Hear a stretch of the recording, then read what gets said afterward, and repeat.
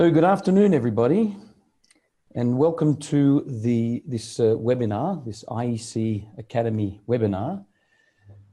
Before we get started, I'd just like to introduce you to the two people that will be our panelists with myself this afternoon. We have Trond Solli from Norway, who is actually currently in, where are you, Trond? In Amman, in Jordan. And say hello, Trond. Hello, hello, hello, from Amman. Okay, and we have Pierre Selva from France. And I'm in France, so hello to everybody. Okay, and I'm in Switzerland. So at the end of the presentation, we will have Pierre and Trond come back in and answer your questions. So I'll ask you guys to mute yourselves now. Thank you. So my name is David Hanlon, and I'm the Secretary of the IEC Conformity Assessment Board. This webinar is titled, How to Get Global Value and Impact for Your Business and Industry. The objective of the webinar is to discuss how standards and the IEC Global Conformity Assessment Services work together to create value for consumers, manufacturers, governments, and many others. Wherever worldwide consistency of safety and quality are desired, the world's best practices that are used within the IEC Global Conformity Assessment Services can be applied. If your industry or market sector would benefit from consistent worldwide certification, then this webinar will help lead you through the compliance maze. If you have any questions during the presentation, please write them into the chat, and our panelists will treat those, try and reply to those after the presentation. So let's get into it. The IEC is, of course, the International Electrotechnical Commission.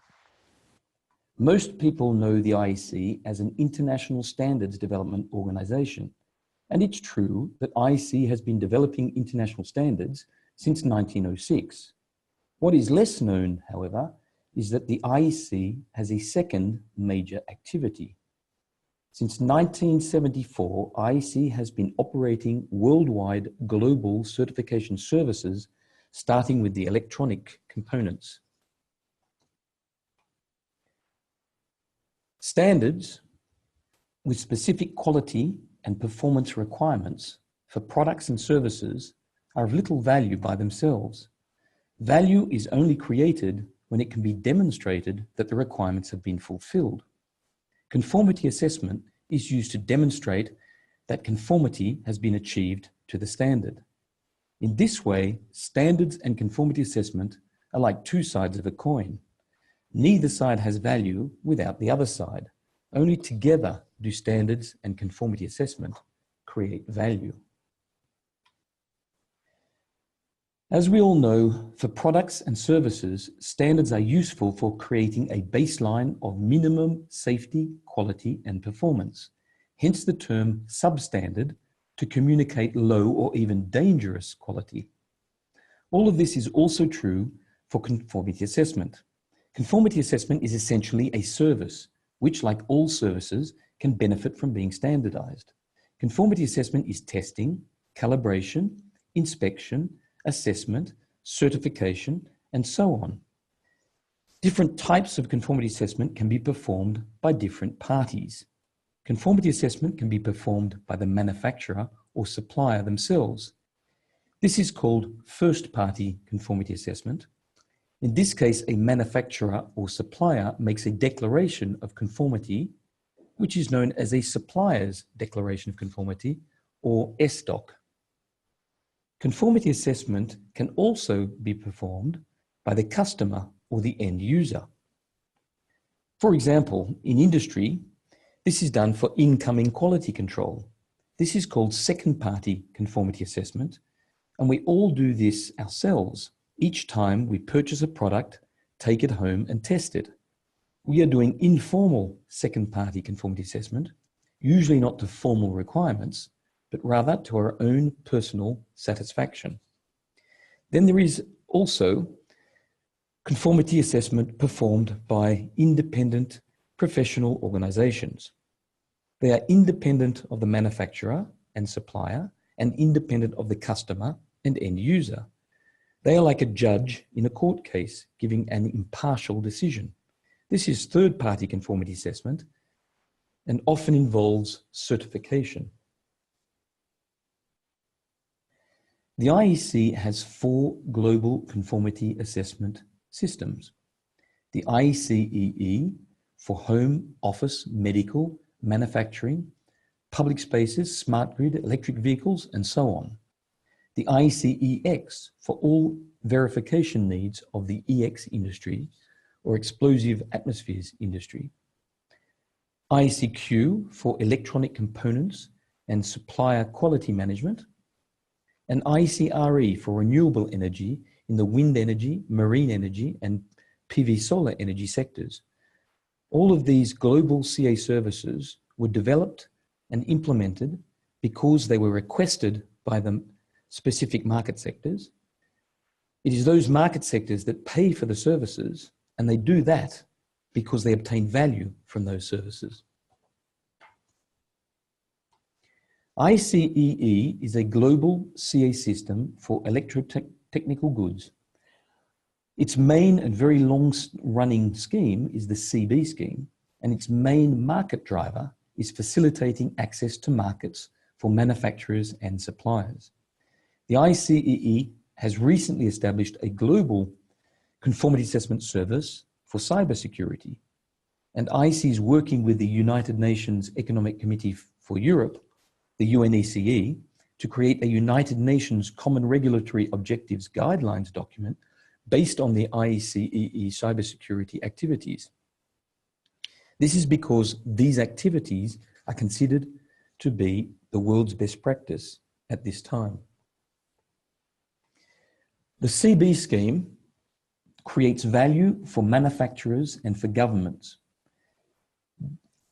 The first and main market driver for the CB scheme is quicker and easier access to foreign markets for manufacturers' products. Under the CB scheme, their products only need to be tested once, and then the test result is recognized in all participating countries. Recognition of the test result then allows access to the foreign market. The alternative is testing in each country with months of lost sales and lost market share. Other market drivers for manufacturers have also arisen, such as risk management for their products. Having their products certified shares the risk if something goes wrong. Another market driver is suppliers qualification. For example, retailers may require products from unknown brand suppliers to certify their products before they will put them on their shelves. For governments, the CB scheme has 2 benefits. Firstly, it ensures that products entering its market are safe for use. And secondly, it can help domestic manufacturers and foreign markets find foreign markets and thus assist in the economic development of the country. The recent cybersecurity certification service created for asset owners by protecting their businesses. They create value for governments by protecting critical infrastructure, and they create value for manufacturers by providing easier access to foreign markets for products and services. The IECEx is a global CA system for explosive environments. It runs these 4 schemes. IECEx addresses all verification needs of the explosive atmospheres industry. It covers design, planning, installation, inspection, maintenance and repair, and the assessment of the competence of personnel working in this highly specialized area. In 2011, the United Nations Economic Committee for Europe, the UNECE, published its Common Regulatory Objectives model for the EX sector, and it endorsed the IECEx as the world's best practice. The IECEx Global Conformity Assessment Services create value for asset owners, governments, and manufacturers. The IECEx Global CA services protect asset owners' businesses and their investment in their infrastructure. They also protect against the risk of harm to people and even death, and against the harm to the environment. The IECEx Global CA services provide value to governments by lowering the risk of harm to its population and to the environment, by protecting critical infrastructure and thereby protecting the local or national economy and facilitating its development. The IECEx Global CA services also provide value to manufacturers by providing faster and easier access to foreign markets for their products, risk management, and supplier qualification. IECQ is a global conformity assessment service for supply chain qualification in the electronics sector. IECQ helps industry, including, for example, the LED lighting industry, the automotive industry, and the avionics industry, to efficiently manage their electronic components supply chain. We all travel around the world in aircraft that is made safer because of the IECQ.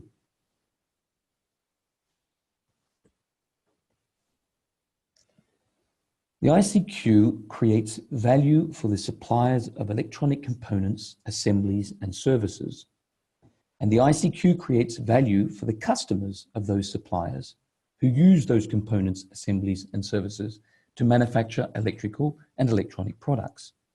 The main market driver for the IECQ Global CA service is to lower the cost for supplier qualification.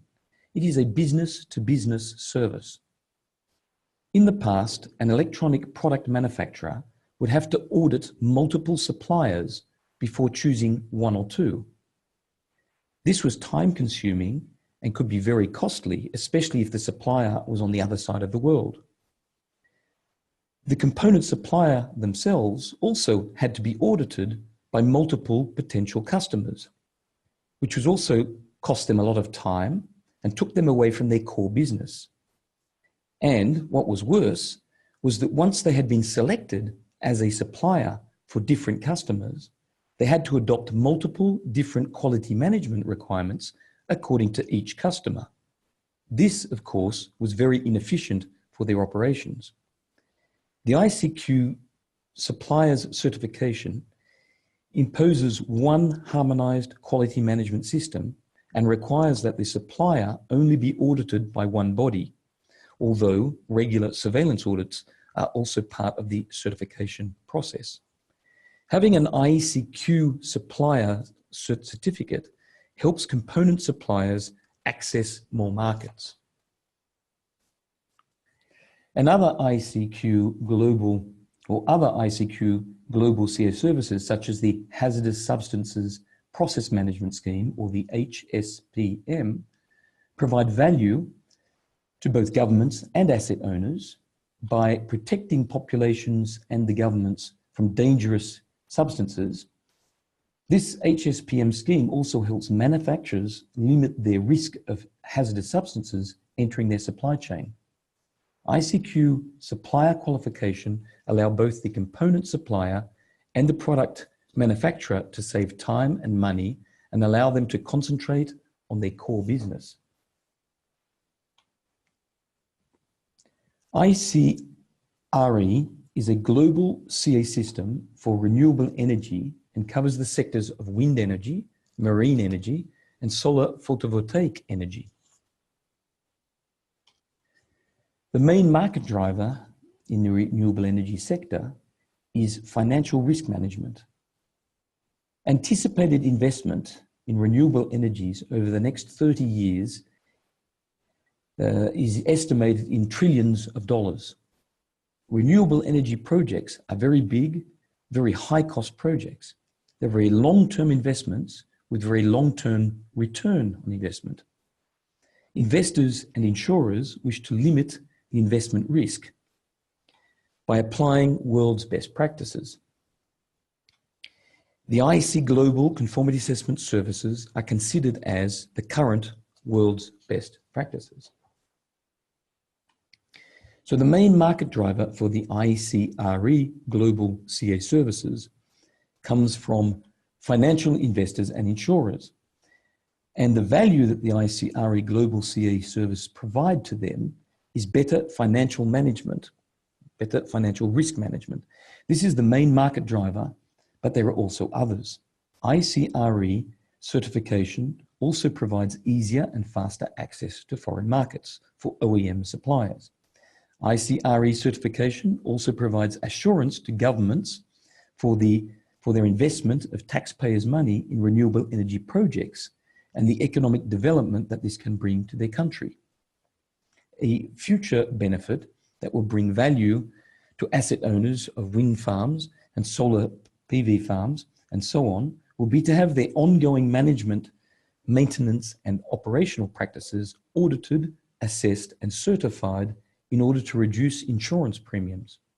Other important benefits that are currently created by the IECRE or will be soon is business protection, critical infrastructure protection, and service provider qualification. So all of the IEC CA systems are based on market drivers. All of the CA services are responding to market needs. Those needs are in a global, worldwide context. The services have been requested by the various market sectors, and these services are paid for by the various market sectors because those market sectors see and believe that they are getting value for their money. The question can then be asked, can the IEC Global CA services bring value to your market sector? In the next part of the webinar, we are going to look at how the IEC CA systems create value, and therefore why they are considered to be a world's best practice. The IEC Global CA systems create a framework into which professional certification bodies, testing laboratories, inspection bodies, auditing bodies, and so on from around the world come to work together in a team structure. IEC does not do testing or certification itself. Rather, it is the professional bodies that do this. This is very similar to the way in which standards are developed by both IEC and ISO. Neither organization actually writes technical standards themselves. Rather, it is the subject matter experts from around the world who come and participate in the standards development process who actually write the standards. The fundamental value that the IEC Global CA systems create is consistent and comparable conformity assessment results from anywhere in the world. This is achieved through two activities. Firstly, all the participants come together to determine a common understanding and interpretation of the standards, which they document, as well as common rules and methodologies for testing and assessment. Secondly, they conduct peer assessment to ensure that the common interpretation is understood correctly, and more importantly, that the common rules and methodologies are being applied. This achieves consistent, comparable conformity assessment results worldwide. You may then ask, what is the role of accreditation? Accreditation is simply a national authority recognizing that a conformity assessment body, or a CAB, has the competency to issue meaningful test reports and/or certificates for a specific scope of work. Accreditation is always national, but is sometimes recognized across borders.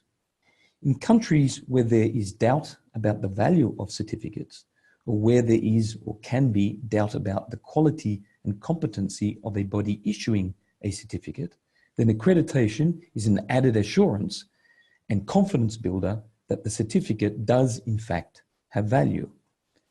Accreditation is a way of checking the checkers. There is no such thing as international accreditation. Accreditation is national. However, national authorities can choose to recognize conformity assessment results from cabs in other countries if they have confidence that those cabs are competent. If those cabs are accredited and if the national accreditation processes are equivalent, then the confidence in the CA result can be higher.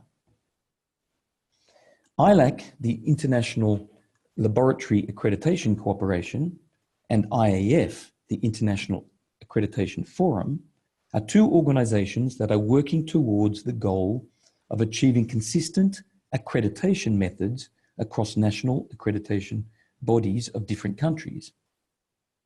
Global harmonized accreditation would add value by making the process of accreditation auditing more consistent and universally applied in different countries, which would result in more consistent levels of competency and therefore more consistent and comparable CA results. The ultimate goal is that certificates and test reports issued in different nations will be recognized,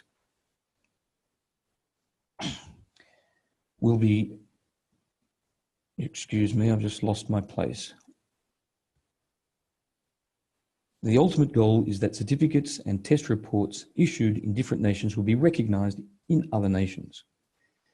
Using a driving license analogy, this is like trying to have the same driving test requirements in all countries. Although accreditation has value, it also has limitations. In the real world, standards are not perfect, they're consensus-based, and they therefore often have wiggle room. This means that conformity assessment results can depend on the interpretation of the standard. They can also depend on the experience of an assessor and to the choice by the cab of the testing or inspection methodology, and so on. Therefore, in the real world, third-party testing, inspection, and certification is not consistent and comparable. In the real world, there are competent cabs that interpret standards too strongly. There are competent cabs that interpret standards too weakly. There are competent cabs that interpret standards correctly. There are incompetent cabs and there are fraudulent cabs. Accreditation should filter out those cabs that are incompetent and fraudulent, but will have no effect on the inconsistent results coming from the various interpretations and applications of the standards. Accreditation will help to ensure consistent results from individual cabs, but cannot achieve consistent results across different cabs. This is certainly true at the international level. Again, using the driver's license analogy, at the international level, ILAC and IAF are trying to have the same driving test requirements in all countries. Having the same driving test in all countries is a good thing and will help achieve consistent qualification. But having the same driving test in each country will not make all drivers drive the same way on the same roads. This is the reality of accreditation. It also shows where the IEC Global CA Systems create value beyond accreditation. The approach taken by IEC Global CA Systems is to train all the drivers to drive the same way on the same roads. The IEC Global CA Systems achieve consistent, comparable CA results worldwide. This is why the IEC Global CA Systems are considered to be a world's best practice.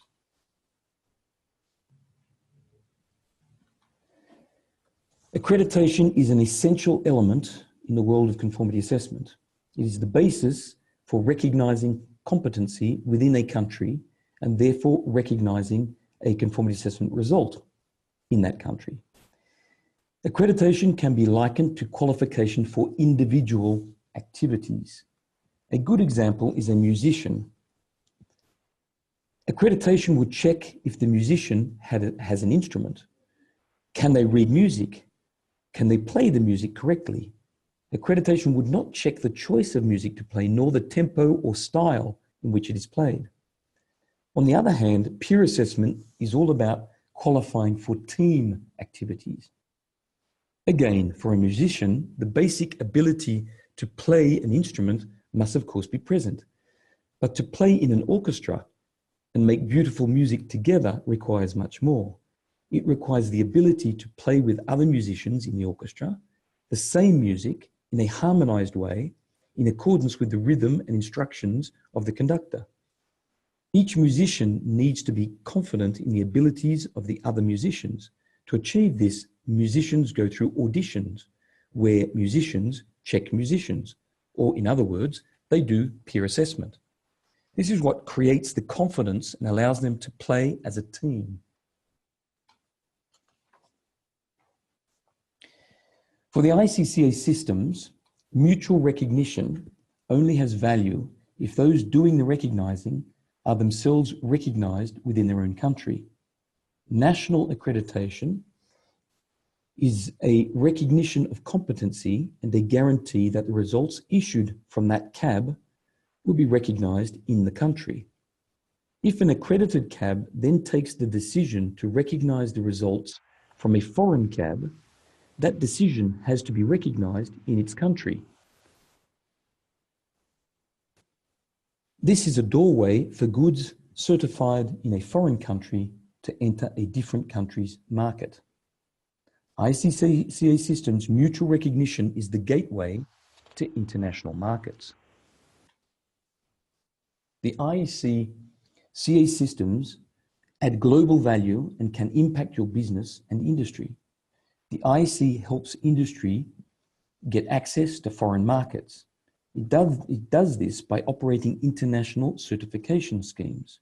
Products are tested and services assessed by commercial conformity assessment bodies anywhere in the world, and the results are recognized everywhere in the world. An IEC CA system certificate is like a passport to the world.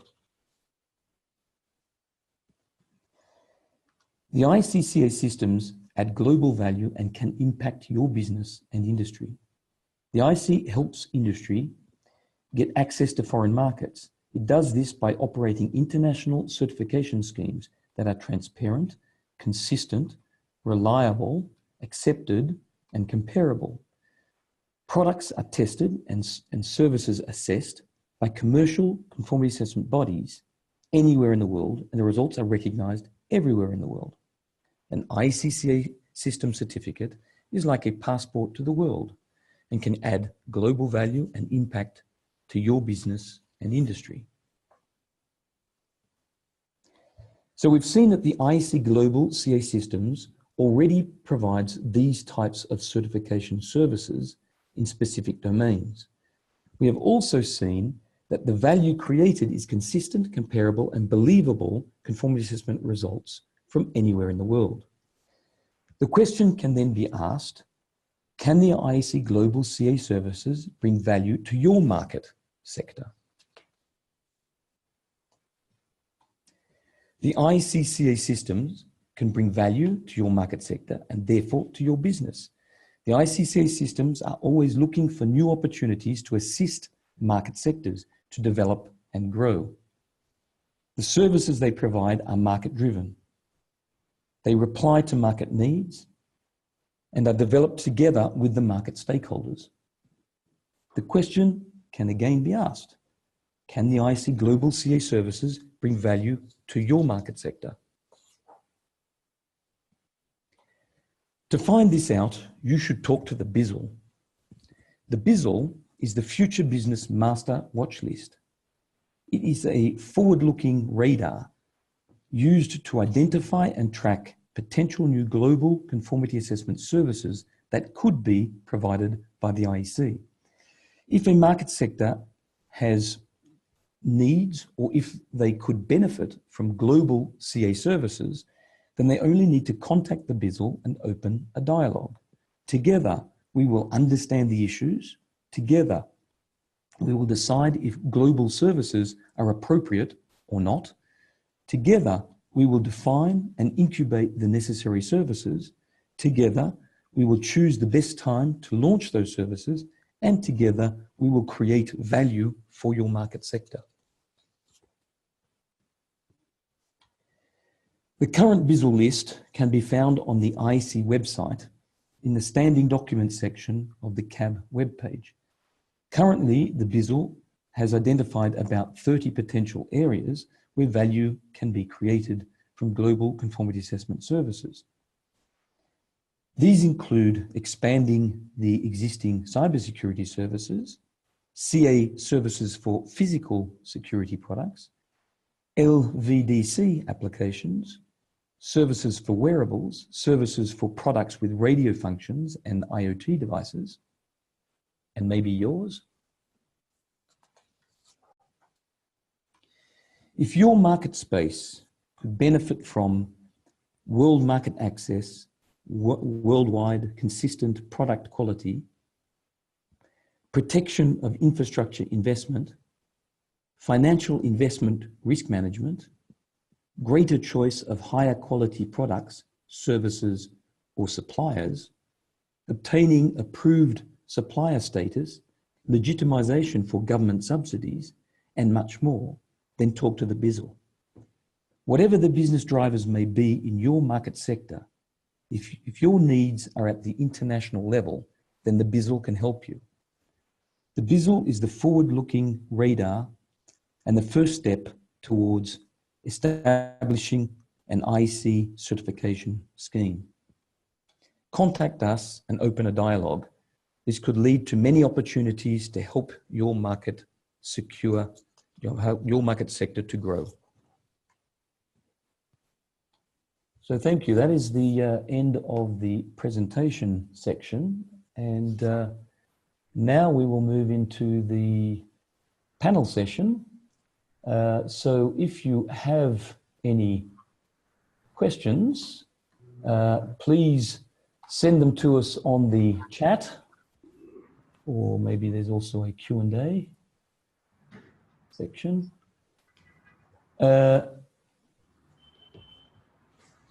So at the moment, I don't see any. Yes, we have a question that's come in. It says, medical device industry, what is challenge for regulated industry such as MD? Is it coordinating across multiple agencies in a given nation? Do you have any impression for maturity of IEC model to medical industry? So Trond or Pierre, would you like to reply to this? Well, we do have in the CB scheme, of course, we have medical devices, electrical medical devices as a category. So certainly there is an opportunity to apply for international CB certification for medical devices, if that was the question. I'm not sure if I understood it correctly, but at least that's what we have to offer. Pierre, do you have a comment at all? Yeah, maybe what we have to understand is that the CB scheme, as you mentioned in your presentation, the CB scheme is a kind of passport for global market access. So this means that in some countries, and it's like with your passport, you can access the market only with the passport, or sometimes you need a visa.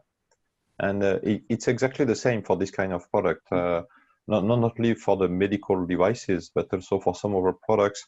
The CB scheme is a strong basis based on international standard, like the 601 series.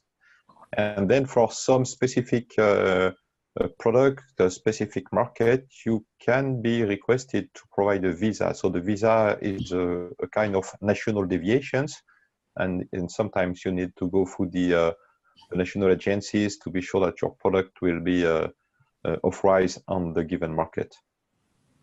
But at least you have the basic. Yes, and of course, the IEC CA systems and the services that we provide are services that really create value when the market sector is in the context of international movement of goods. The real benefit of the CB scheme is, as you just said, Pierre, this passport, the fact that a certificate or a test report will be recognized, and it's in most countries, and that the goods can then have much faster, easier, lower cost access to those markets. Yes, we have another question. It says, if a product had CB certification, again, why the product is retested in some other countries for local regulations? Could you please explain the details about it?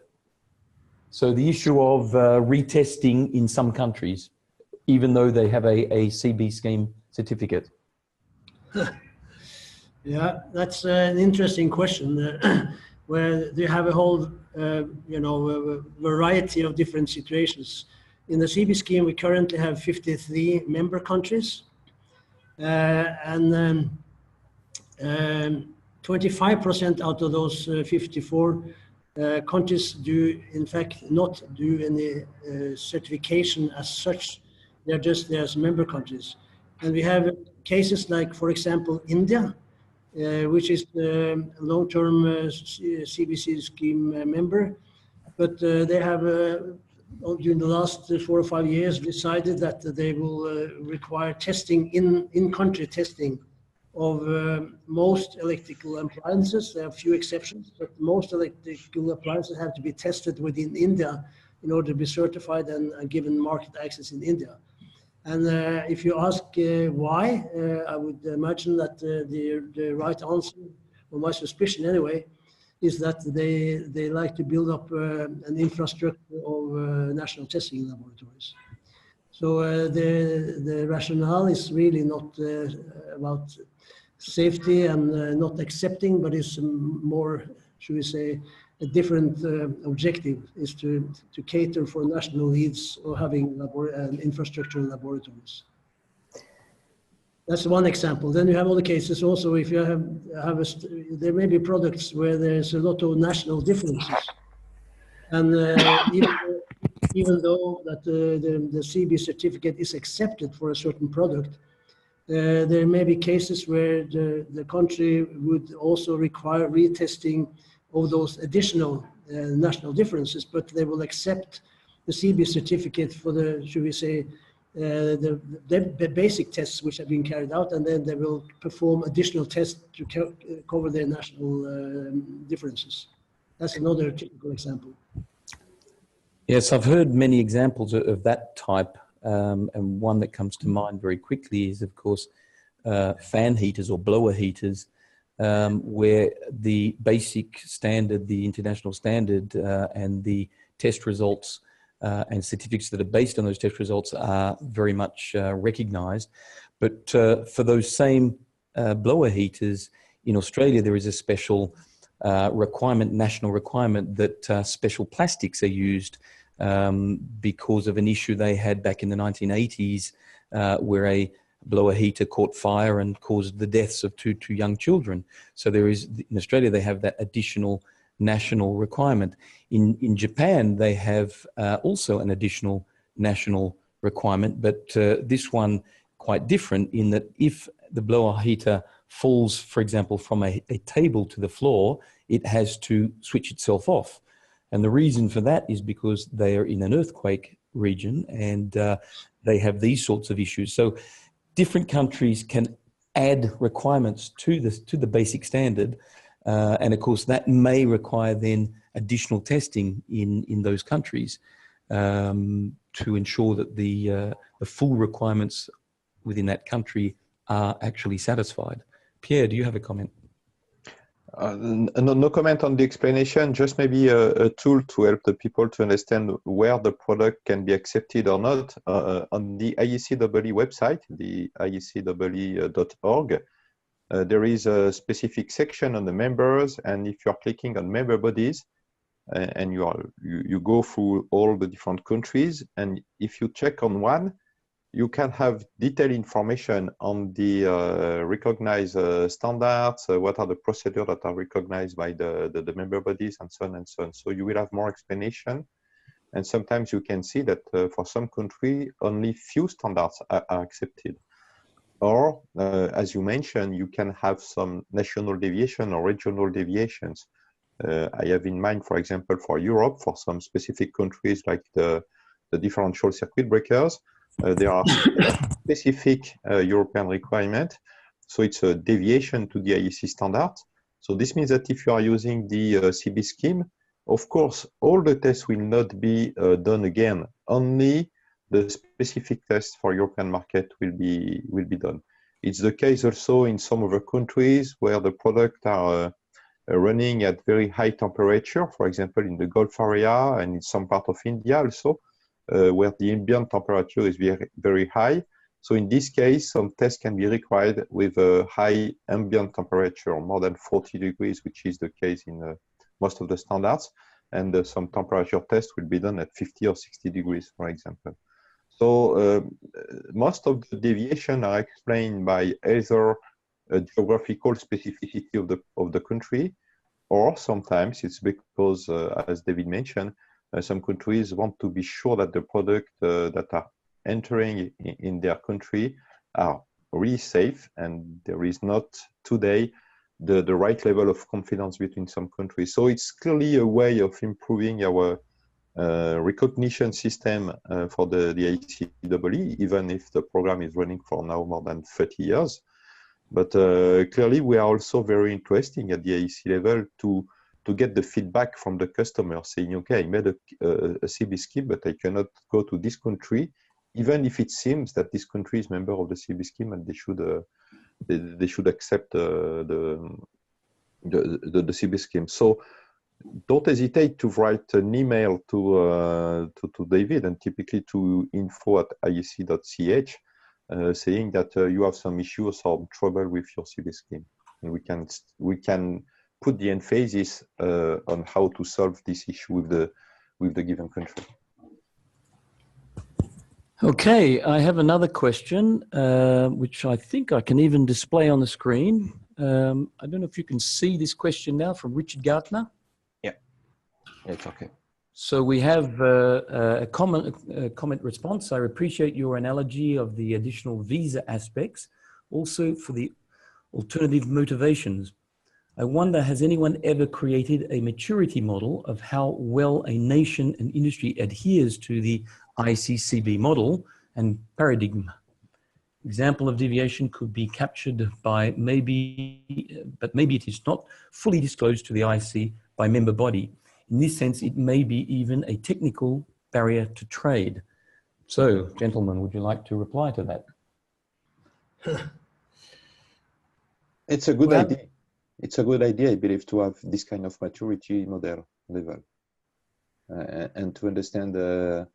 It's a good way to help the countries to make progress, and it's a good way to be fair enough with them, because it's always, as you mentioned in your answer, Mr. Gartner, so some of the reasons are not disclosed. You're right. And we are not aware of that. And it can be sometimes a technical barrier to trade. You're also right. So we cannot say it directly to the countries, but to have a kind of maturity model could be a very interesting way to make progress and to show that this system can work. You also know, and you didn't miss the information, there is a very big trend of increasing for nationalism in a lot of countries everywhere in the world, and it's not easy to have this kind of mutual recognition system where the certificates are accepted by everybody. So we have in permanency we have to make to be modular with the countries. I can also add that for the time being we are having a process of establishing what we call the other recognition proposals. I happen to be the convener of a task force within the CB scheme, where we have now come up with a proposal that all the member bodies, which are basically the countries, they should somehow confirm their compliance with the basic rules, the fundamental rules of the CB scheme, which has to do with acceptance of CB test certificates. Because for the time being, we have a situation where there may be several member bodies who do not accept CB certificates for various reasons. And we like to sort of clean up this situation. In fact, it may result in some of the member bodies will no longer be member bodies, but nevertheless, it's very bad to have a situation. It's bad for the scheme. It gives very bad reputation when we have countries who do not accept and gives the scheme gives the presumption that everybody accepts who are there as a member body. So at the next meeting, the next Certification Management Committee meeting, which will be in San Diego now in June, there will be a decision made as to go through with this proposal, which is that everybody, all the member bodies have to declare or confirm compliance with the basic rules, which is specifically to accept CB certificates. So we'll see what comes out of that. Yeah, I think what we're discussing here is real world issues. The examples that were given during the presentation about the real situation with standards. Standards are not perfect. Accreditation is not perfect. Our schemes are not perfect. But it's better to have each of them and to work to try and generalize their use throughout the world, because it certainly adds value. Not everybody sees it that way. Not all countries, other countries, some countries see other actions as more valuable to them, specifically to them, but that may or may not help their industry or their population or their... But yeah, these are real world issues that we're talking about, and the world is not perfect, but we can do our part little bit by little bit to try and make it a better, safer, more productive world. Do we have any more questions coming from the... Yes, we have another question. I will just see if I cannot bring it across.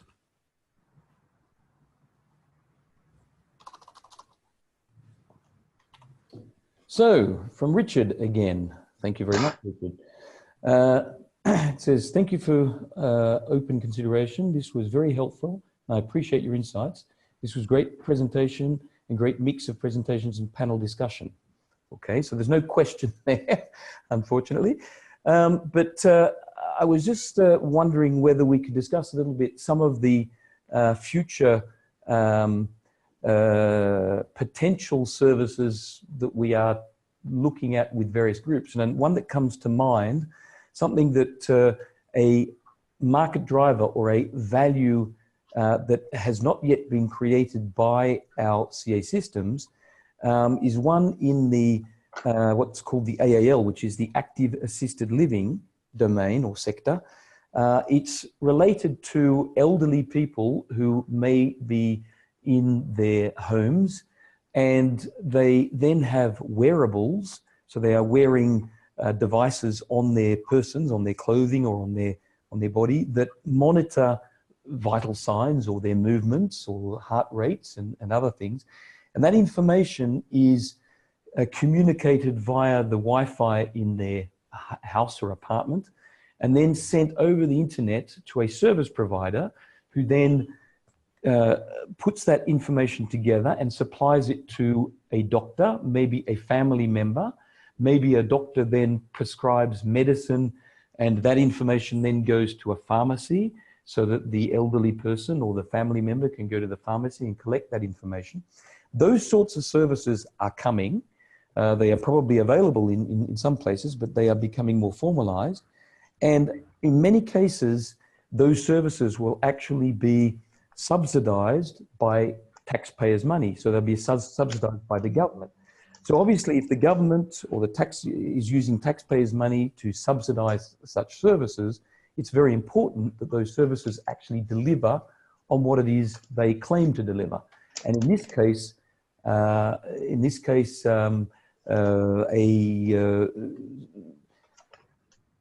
certification of the service, of the claim services and the goods that, that the wearables that may be coming from anywhere in the world, the security issues of the data moving around the internet to the various, through the service provider's system. All of these things need to be need to be operating correctly and appropriately, securely, with safety. And this is one of the new services that the IEC may introduce in the future. And as I said, the main market driver for this is actually getting government approval, being able to demonstrate that the services actually deliver on what they claim to deliver and that they are secure and safe. So this is a new market driver. It is a sector of which we are in communication with at this time. I don't know whether Pierre or Trond, you would have other examples or would like to comment on this example of new services and new market drivers that we are learning about at this time.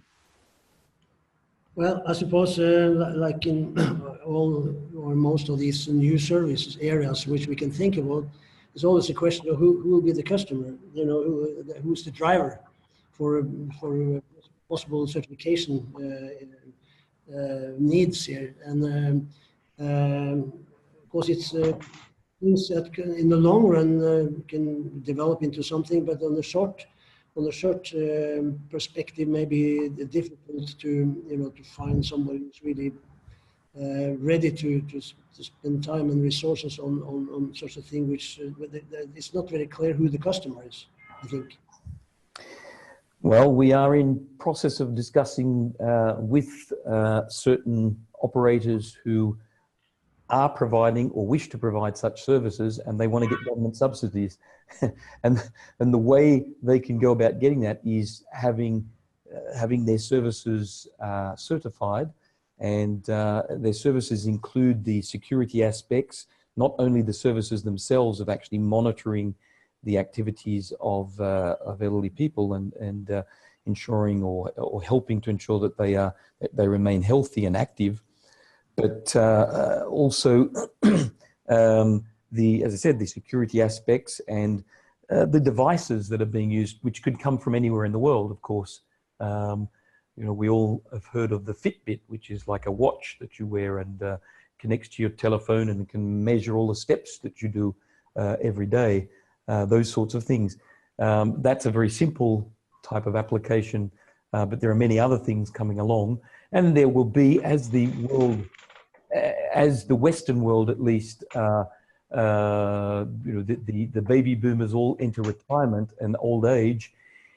This will be a much more economic way of looking after people than putting them all into home care, or rather into some kind of healthcare systems. It's actually a cheaper option, but it needs to deliver on its claims. And one of the ways of ensuring that it delivers on its claims is to do such assessment and certification. In any case, this is what this industry is talking about. And at the IEC, we are discussing this with them and trying to work out what's the best way to go about doing this thing for them. So this is a new thing for us. It's a new thing for them. Again, we work with these sectors to try and reply to their needs and help them create value for their sector, for their customers, for their industry. So we're talking service certification, basically. Service, it would also be the components that are used, like the wearables themselves, the products that people wear that have to be secure. They have to connect and talk on the Wi-Fi, and their data has to be protected, you know, private. The service itself, yes. So there are a number of different elements. There is also the quality, the management processes of the service provider and their supply chain, their service providers, because a service supplier of this type of service will also be using other services, internet services, cloud-based services, and things like that. So there is a supply chain there, and to ensure security, for example, the issue of data privacy, along that supply chain, it may well require something like the IECQ is doing today for the electronics industry supply chain and for the HSPM supply chain. So a lot of the techniques that we are already using today in other domains could be easily applied to these new domains if the market wants it, and if it will create value for the market, and if the market is willing to pay for that value. We are, of course, at the IEC a non-profit organization, but we still need to cover our costs. So there is certainly a cost to these services that we create, but there is value created by those services, and the market, of course, needs to recognize that value and pay for it. Otherwise, it's like any service. If nobody wants the service, is not willing to buy the service and pay for the service, then the service will disappear. Sure. Are we still having participants in the webinar? Yes, we haven't lost anybody. They're still here. They're just asking questions. I imagine they are listening. But we're going to close up in about 2 minutes. So now is the last chance, if you have any more questions, to throw those questions onto the chat. And before you close up, after we close up, can Pierre and you stay on the line for a couple of minutes? I have something else for you.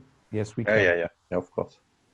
And maybe if somebody's preparing a question, meanwhile, I will just remember that on the IECEW website, but also on the other IECQ, IECEx, and IECRE, all the information regarding the member bodies, the certification bodies are online.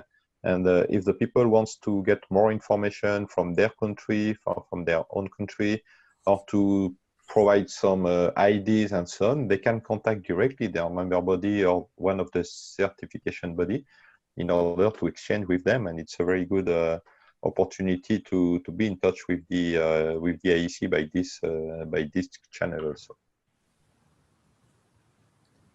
Okay, so I think there are no more questions, and we're just about coming up to the hour. So I think we will close the webinar. I'd like to thank everybody who participated, and certainly our panelists for staying on and talking about very interesting subjects. And as I said, if you think that the IEC can help you or your market sector, please come and talk to us.